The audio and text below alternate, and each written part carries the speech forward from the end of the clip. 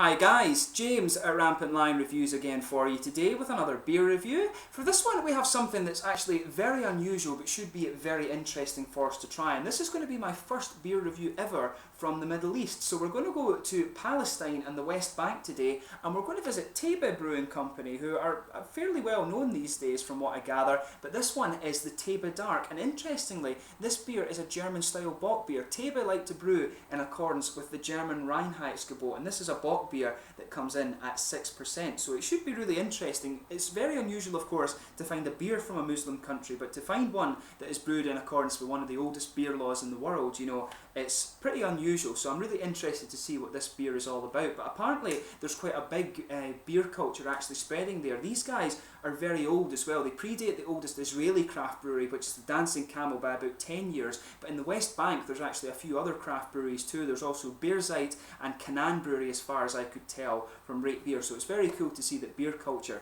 is actually spreading to the Middle East, and hopefully there's many more things to come out of that. So we'll see that in the near future. But anyway, as is usual with my beer reviews then, I'll tell you a little bit about the brewery. If you do want to get straight to the tasting, just fast forward. All the usual websites are in the video description below. That's the brewery website, the link to my future reviews that I'll do from Taybeh. This is the very first time that I'm trying one of their beers, incidentally, and there's all the usual social media things, Facebook, Twitter and Untappd, so please follow me on there. Your support would be much appreciated, and if you do want to see more beer reviews, just subscribe to the channel, and I will apologise in advance for any bad pronunciations in this video. Obviously, being Scottish, I don't have much of a clue about Arabic, so I will apologise in advance for that. But anyway, to tell you about Taybeh Brewing Company. So like I told you, Taybeh are based in Palestine, and they were founded by the Khoury family back in 1994, and this of course was just after the Oslo Accord between Israel and Palestine was signed in 1993. But David and Nadim Khoury were actually inspired by their late father Canaan to return to their hometown of Taybeh and found the Middle East's first microbrewery. But the brewery itself began operations in 1995, and it's located in the town of Taybeh, which is about 35 kilometres to the north of Jerusalem. It's a very small town of only about 1,500 people, but the family had actually been living in the United States for about 20 years before they decided to return home. But Nadim had actually homebrewed during his time at university, and he also took formal brewery training at University of California, Davis, and the company was established with the idea of investing in their local economy to help the community develop. Of course, there's a lot of political issues and war issues going on in Palestine at the moment, so these guys really wanted to kind of help improve the economic situation at home. But the beers, interestingly enough, are apparently all brewed in accordance with the German Reinheitsgebot, the purity law of 1516. Originally started in Bavaria, of course, but they brew all their beers in accordance with that, the oldest food law in the world. But since establishing the company, Nadim has also trained his daughter Madis, who is apparently the only female brewer in Palestine, which is also a very interesting achievement, of course, for the brewery. But in 2000 the brewery introduced their dark and light beer, so of course this guy is one of those, and this was to mark the Millennium celebrations in the Holy Land. But later in 2007 they also introduced an alcohol-free beer to suit the local Palestinian Muslim market, and today the beers are exported to various countries across the world. I saw Japan, Germany and of course Sweden mentioned on the article there that I read, but apparently they're selling over 6 million litres of their beer per year. And in 2014 they also introduced the Taybeh wines, which are sold under the brand name Nadim, and apparently there's a variety of different styles of this too. There's you know, they're doing a lot of Chardonnay, Sauvignon Blancs, pretty much any wine style you can think of. These guys are producing it now as well. So a very cool company, and a bit of a shining light, of course, for Palestine as well. But in 2008, an Australian called Lara Van Ray produced a documentary on the brewery called Palestine Beer Oktoberfest Under Occupation, and this focuses on the Taybeh brewery and the Khoury family as well. So if you want to learn a little bit more about the brewery and of course the Khoury family behind them,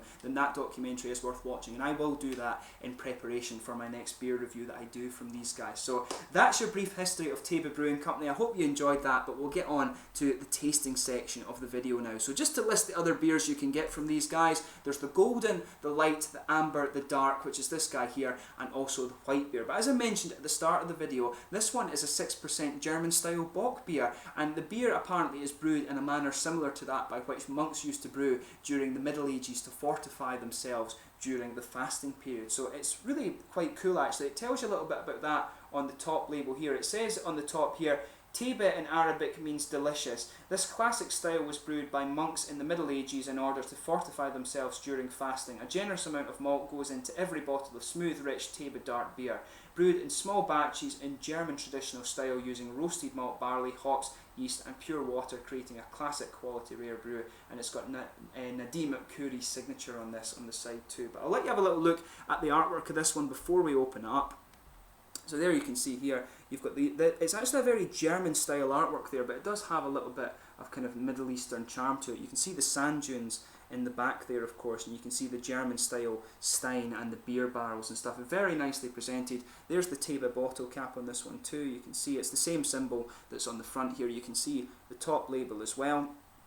The brewery symbol, of course, here as well, and you can see Nadim Khouri's signature just here. But this one, as I said, comes in at 6%, and it tells you on here founded in 1994, and it says it's best before the 8th of May 2015. So it should be a very interesting one for us to try. So without further ado, let's get this guy open and we'll get on with the tasting here. So as you can see, a bit of a smoky opening on this one, but we'll just get it out and into the glass. But I actually bought this beer in Ølbutikken over in Copenhagen when I was there a few weeks ago actually, and I was talking to Morten, the owner there, and he was telling me he's actually met some of the Khouri family who were brewing the beer, and apparently in Israel there's rules that they're not allowed to brew beer that isn't kosher, and I was wondering what the hell a kosher beer actually was, and apparently a lot of Israeli craft brewers go over into Palestine and actually brew their beers there because they don't have to obey the kosher brewing rules, and of course it's not illegal in Israel to take non-kosher beer back in, so they get round the law by doing it that way, which is quite interesting actually. It's very interesting to hear little stories about that, of course. So as you can see, this beer is poured a really nice kind of typical German box style colour. If I hold it up to the light, it's actually a very dark reddish kind of chestnut mahogany colour. I'll just put the light over and let you see that. There is a degree of transparency to this beer, but you're not seeing it too well on the camera just because of how dark it is, but there's a definite ruby tinge to this beer, and it's actually very, very clear if you shine the light through it. There's some big bubbles sticking towards the side of the glass there, absolutely no sediment visible in this one, and a few little bubbles just going up towards the bottom of that head, and I would say the head is a kind of creamy colour on this one, a solid, probably half finger I would say, maybe 2/3 of a finger, but it looks very, very nice. It looks like a very typical German bock beer actually, so we'll give it a smell and see how we get on. Now without sugaring it up, you can pick up the German kind of bready malt that you would expect from this beer style. The roasted caramel is in there as well, but the interesting little quirk to the aroma here is that it has a sort of spicy character to it, and that's really interesting. I'm really interested to see what that's all about. But yeah, you're not getting much else out of it without sugaring it up, so we'll give it a wee sugar and see how we get on with it now. Yeah, if you sugar it up, you actually get a lot more aroma out of this one. So the caramel comes out a little bit more. It's quite toasted actually in the aroma, and it's quite sweet at the same time. You can almost smell just a little bit of ashy character under this one. There's a definite roasted element to this rather than just a kind of toasted caramel aroma, but you can really smell that in here. There's maybe a little bit of chocolate as well, some kind of woody and nutty character in there as well, but definitely that spicy character is really underpinning this beer. That's very, very interesting. Big kind of German rye bread character, like I said, some sweet caramel, quite toasted, but there is a kind of darker roasty element to this beer as well. A bit of spicy character and maybe some woody or nutty notes. I want to say there's maybe a bit of biscuit in here too. And you can definitely, when you sugar it up especially, you can pick out some red fruity esters. Maybe a kind of candied red fruit actually. So it should be a very interesting one for us to try. So without further ado, let's get stuck into this beer then. So this one is the Taybeh Dark from Taybeh Brewing Company in Palestine. So we'll give a little toast because obviously things in Palestine aren't very good at the moment. So to Palestine, we'll say cheers, and I hope peace finds its way back to you guys over there. Cheers. Slange, as we would say in Scotland. Skål, as we would say in Sweden.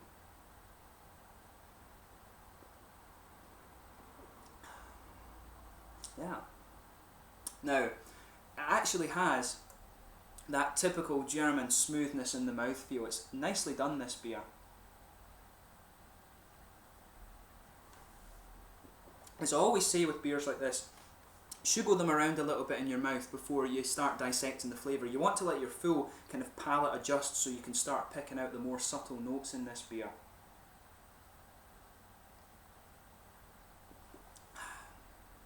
But yeah, much like the aroma in this one, you've got a lot of the same things. So you've got a nice kind of German rye bread malt base there that just blankets the middle of your palate. On top of that, you've got a more dark roasted character. It's like a kind of, if you think about a loaf of bread that you would put in the baker's oven, then you well fire the top of it, it tastes a little bit like that. And there is a little bit of dryness in the middle of the tongue from that part of the malt base.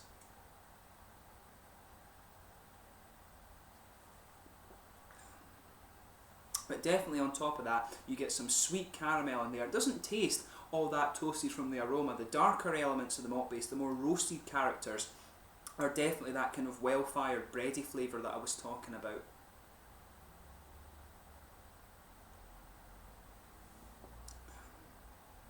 And you can feel that spiciness in there as well. There is just a little kind of unusual spice underpinning this beer. There's maybe some kind of nutty and woody flavours in there as well. You can feel that sort of infused in the middle of the palate, but there's quite a bit going on in this beer. But the thing that really stands out to me is just how smooth it is. It really does have that kind of German mouthfeel to it, which is obviously what they're going for when they're brewing in accordance with the German Reinheitsgebot.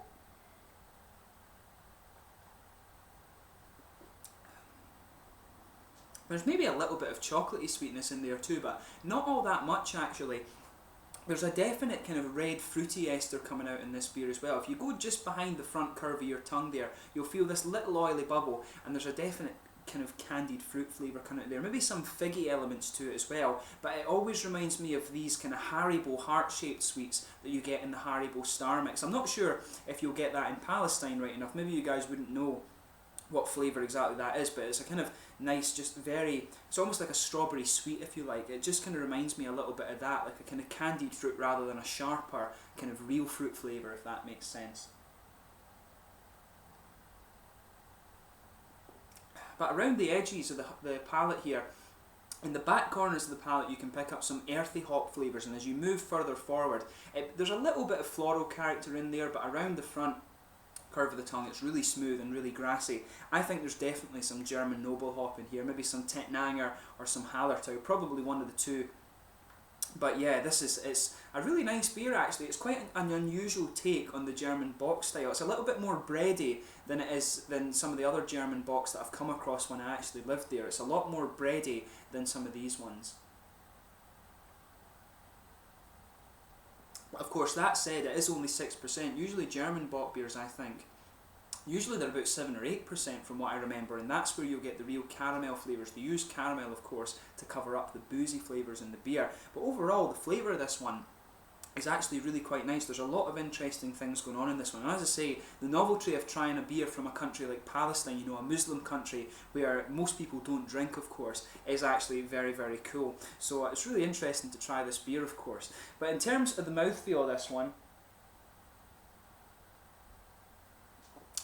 I would say probably mid-bodied. It's very, very smooth, but it's quite light actually for a bock. Usually a bock beer is really quite syrupy and quite boozy. As I said, this one leans more towards the bready flavours actually, but the carbonation in this is very, very smooth. You'll notice that. This beer has that typical kind of German tap beer smoothness about it. It's very nicely done actually. There's maybe just a little bit of an oily mouthfeel to it, but there's a good bit of malty sweetness. There's a little bit of the caramel and the German sort of rye bread base, like I said, but there's a good bit of dry bitter character from the roasted elements of that malt base too. A little bit of kind of fruity juiciness from the candied fruits, but that's very minimal. But around the edges of the palate there is a little bit of dryness. There's a bit of dryness from the earthy hop and from the more floral elements around the front of the tongue there. I think definite German noble character to this one. So yeah, I mean, overall, this is a really quite interesting beer. It's actually giving me a little bit of gas, actually, because obviously when it's it's from the Middle East, very, very hot, so it will have a bit more carbonation in it. But, I mean, overall, this is a really quite interesting beer. It's a bit different from the normal German bock beers that you'll come across. It's a bit more bready, and maybe that is just to kind of suit the more Middle Eastern taste, if you like. I'm not sure about that. But overall, it's a really interesting beer, and like I say, if you come across this one, it's really interesting to try it, if for nothing else, the novelty value. And if you enjoy German bock beers but like seeing things that are a bit different, this one could be something for you to try. It leans more towards the bready flavours, like I said. So even if you enjoy like Keller beers or Schwarz beers, actually, it's probably interesting for you to try this one. But yeah, been very, very cool to go and do my first beer review from Palestine. Hopefully it's the first of many actually, so we'll see how we get on with that. Hopefully I can get some more of their beers to review, but I thank you for watching this one. As always, please let me know in the comment section below your own thoughts on this beer. To those of you in Palestine, please comment and let me know that you're finding the video as well. I'd be interested to hear your thoughts on the beer particularly, because since this is my very first review from Palestine. But I thank you for watching my beer reviews. Until the next one, please like, subscribe, share, all the usual YouTube stuff. Go and check out the social media thing, but most importantly, go and try some of the beers from Taybeh Brewing Company or from the other breweries in the Middle East, and hopefully I can do some more brewery reviews from the Middle East fairly soon. But until my next review, Slangy just now, go and check out Taybeh Beer, and I'll catch you soon. Cheers.